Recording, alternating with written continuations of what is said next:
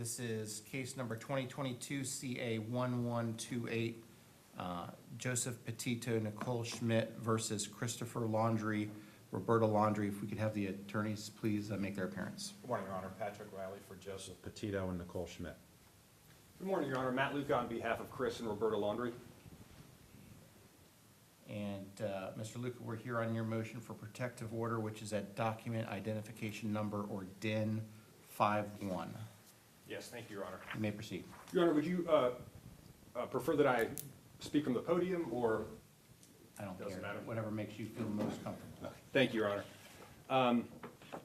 So, Your Honor, obviously you're very familiar with this case, so I'm not going to go through the history of it.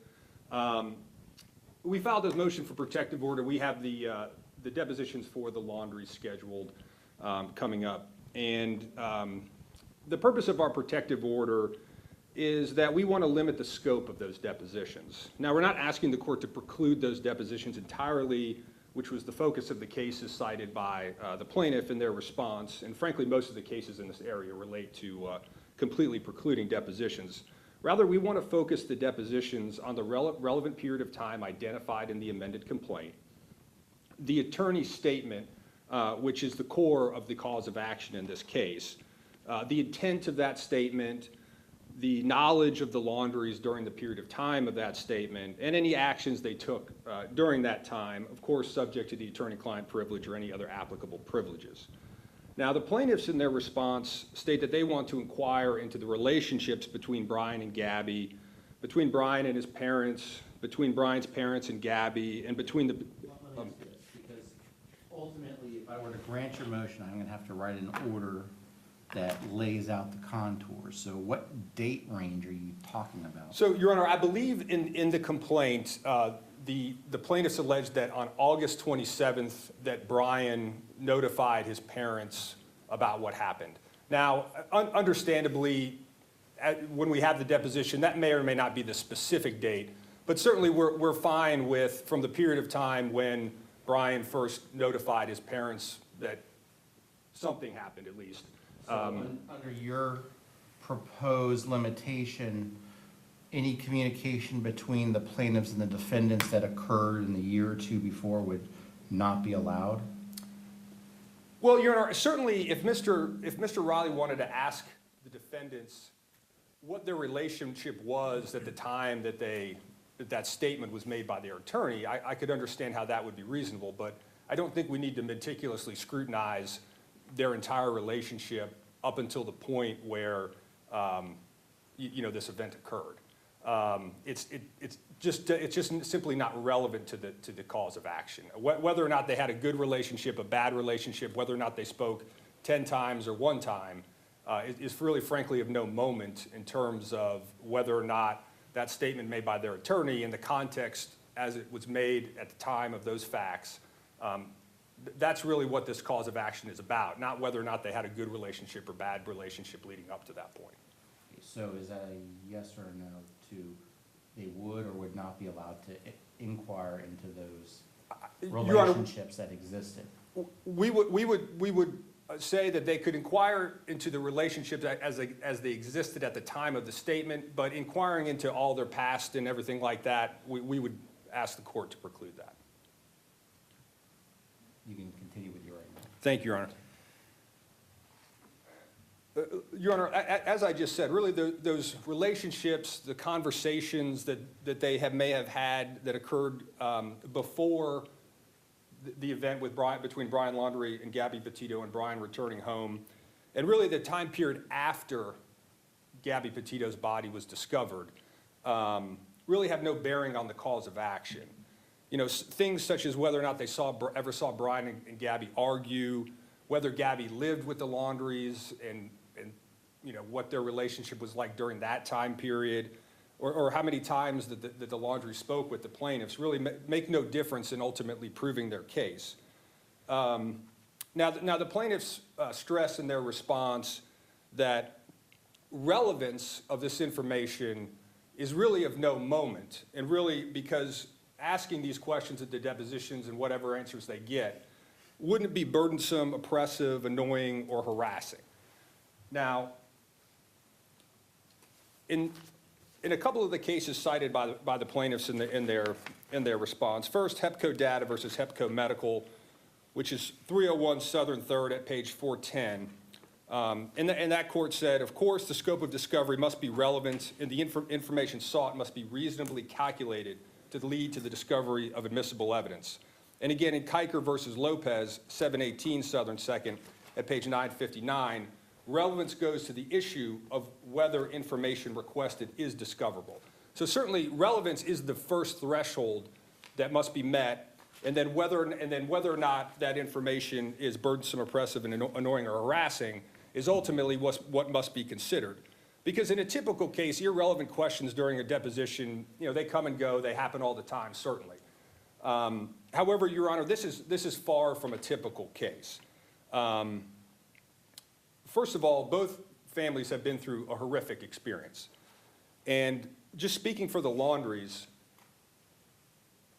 they had to experience their son doing something terrible, and then he killed himself. Living through that nightmare obviously created a lot of emotional trauma at the time, and they still carry a lot of emotional baggage as a result. Now, under normal circumstances, asking questions about that event would be very trying. But if you consider in this case that this tragedy occurred under intense media scrutiny, the facts underlying this case probably were the biggest news story in 2021. And certainly, due to the COVID pandemic, a lot of people were watching TV during that time, and it was followed on a daily basis by the media. Mr. Luca, normally I would see if someone is wanting protection for taking a deposition for medical reasons, I usually get a doctor's note of some sort, but I don't have that here. I understand, Your Honor, and certainly we're not trying to suggest that the Laundries have some sort of medical condition or a psychological condition that would prohibit them from answering questions, giving a deposition. It's just that, under normal human circumstances, answering questions about these kinds of things are very difficult. Well, you say this is a different type of case, but why should I treat it any differently than any other case that I have? I understand, Your Honor, but in this case, we do have to expect that eventually these depositions are probably going to make it into the public realm, one way or another. In a typical case, nobody really pays that close of attention to the depositions. Nobody tries very hard to get them. In this case, it's almost assuredly these depositions are going to be out there at some point. And this subject matter. Isn't every single deposition that gets filed in Florida on the public record, isn't that available to the public just at a click of a mouse? Yes, Your Honor, certainly everyone that gets filed, yes. Now, we don't know whether these depositions are going to get filed or not, and what use is going to be made from them, whether they would be presented at trial, anything like that. But, Your Honor, we're trying to protect the Laundries at this point from delving into subject matters that are very difficult, that are embarrassing, that are oppressive, just under the circumstances. The Laundries had a film crew parked outside their house for 30 days, scrutinizing every time they got the mail, every time they filled their car up with gas.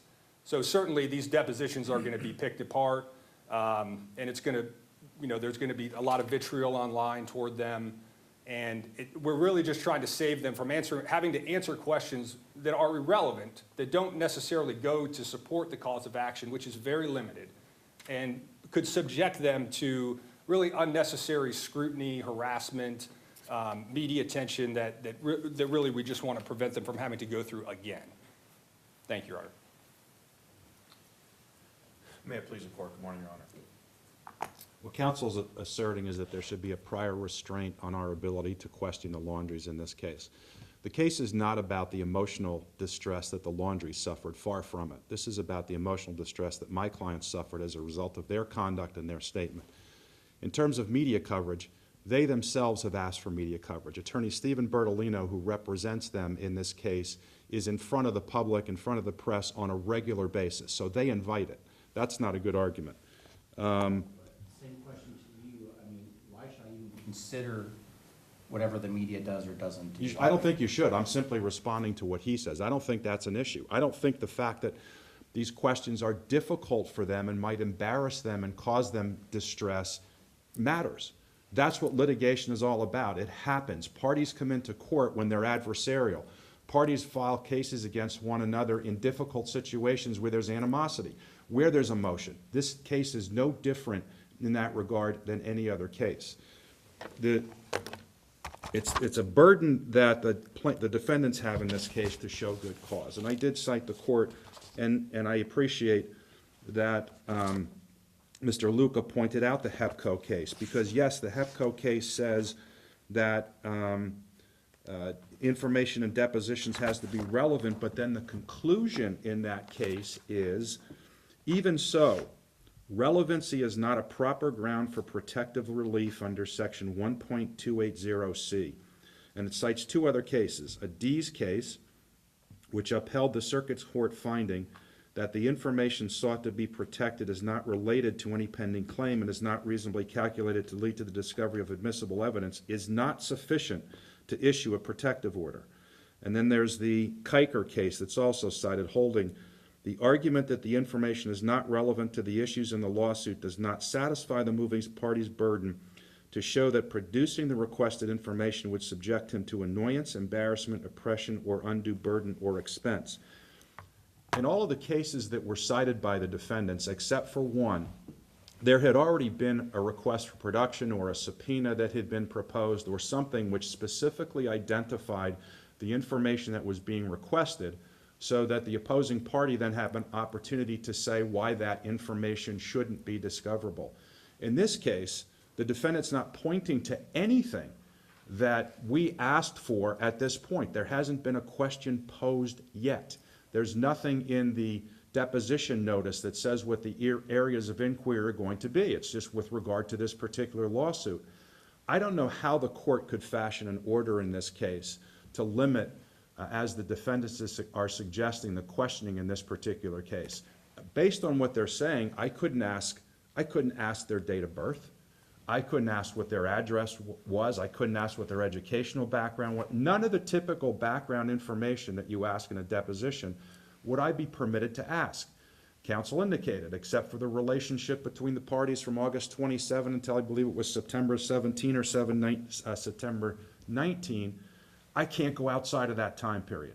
That's overly restrictive, and it does not address what the rules permit when a protective order is permitted. There's been no good cause shown in this case to entitle the defendants to a protective order, because I'm not even sure what they're saying we shouldn't do other than go beyond, I think it's a 20-day period. Or maybe it's 24-day period. So I don't think they've shown good cause.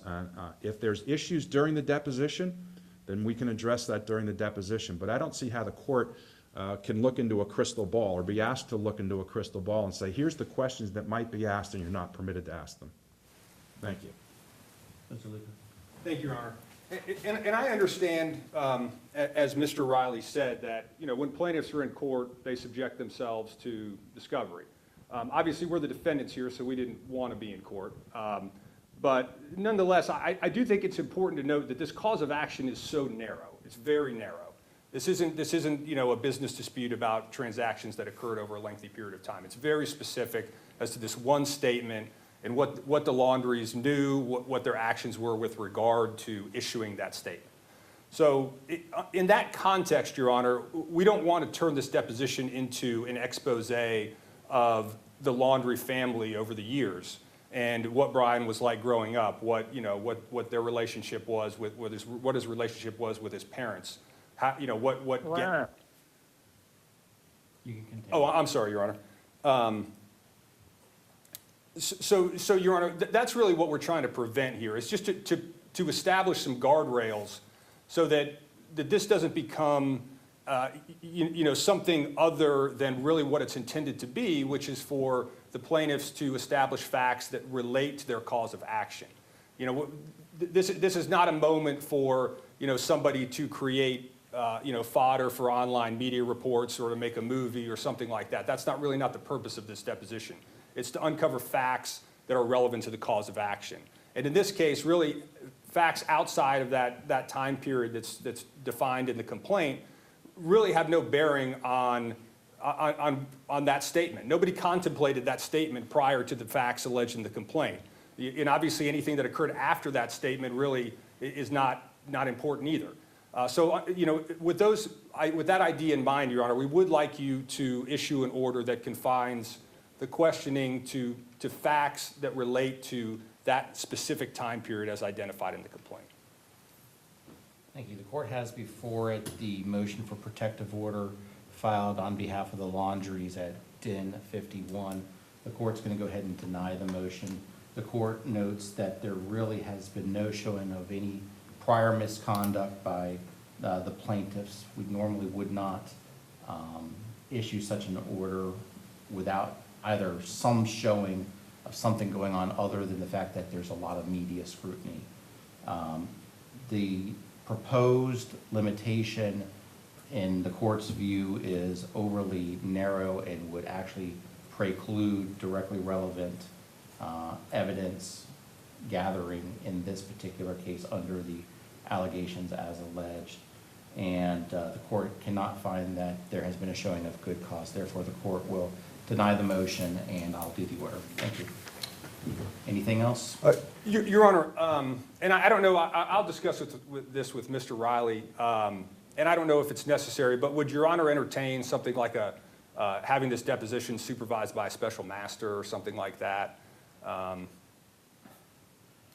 I've done that only a couple times, and it's usually when the lawyers aren't working along and getting along with each other, and everything I see, the two of you are getting along We get along just famously. fine, Your Honor, so I really don't think it'll be a problem, but I just wanted to throw that out there in case, if you felt like it was necessary, or if Mr. Riley and I thought it was trust necessary. Mr. Luca in your professionalism and in Mr. Riley's professionalism.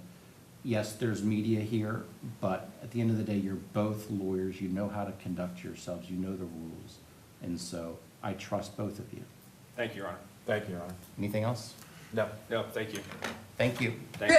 Real quick, before you guys get off the record, can I just get the names of the lawyers again one more time? All rise for the recess. So it's Matt, M-A-T-T-L-U-K-A, for the defendants. And Patrick Riley, R-E-I-L-L-Y, for the plaintiffs. Okay, thank you very much. Thank you.